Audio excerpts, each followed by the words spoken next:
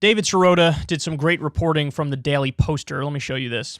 He says, big news, oil baron Charles Koch helped install 3 right-wing Supreme Court justices. Now Koch's political machine is lobbying those justices to issue a ruling terminating the EPA's authority to reduce greenhouse gas emissions during the climate crisis. The Daily Poster, this is the headline here. Koch machine pressing Supreme Court to crush EPA. Dark money groups funded by the fossil fuel billionaire are lobbying justices to block the agency from limiting greenhouse gas emissions. I mean, first of all, lobbying the justices shouldn't be a thing.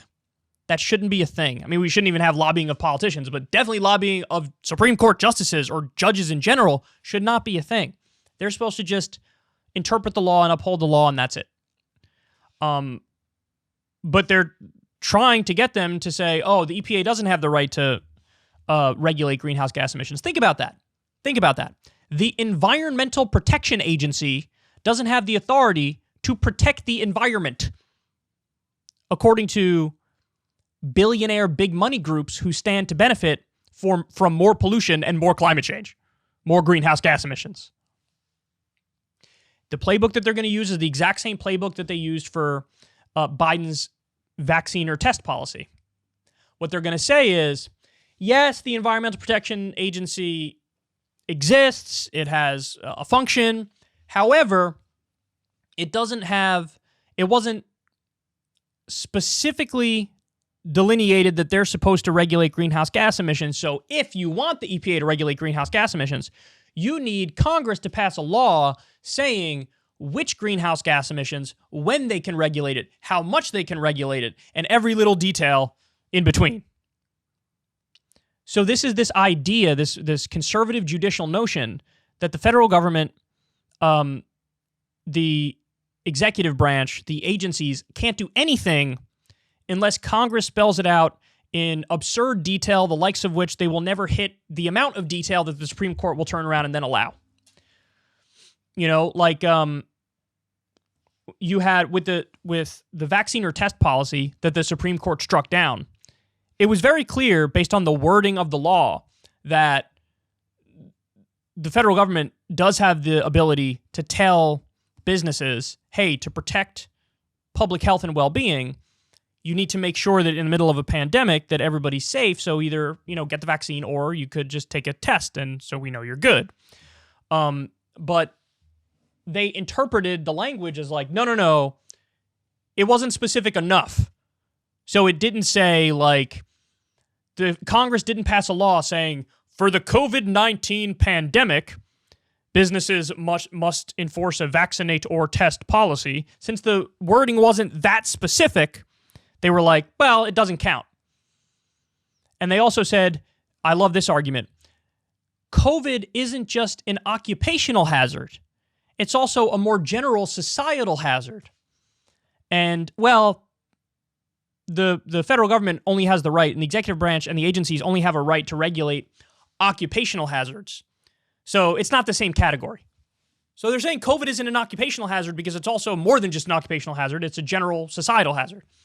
I mean, that's just such a Weasley argument. They're literally arguing semantics to get to their desired end result.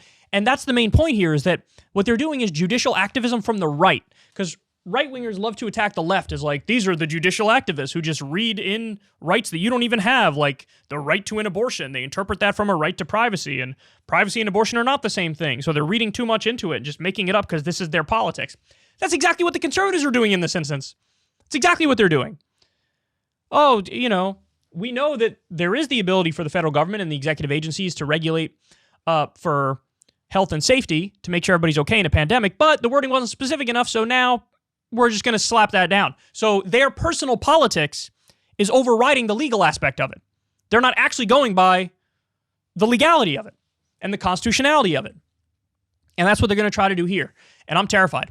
So this is the case that they're getting involved in is West Virginia versus the EPA.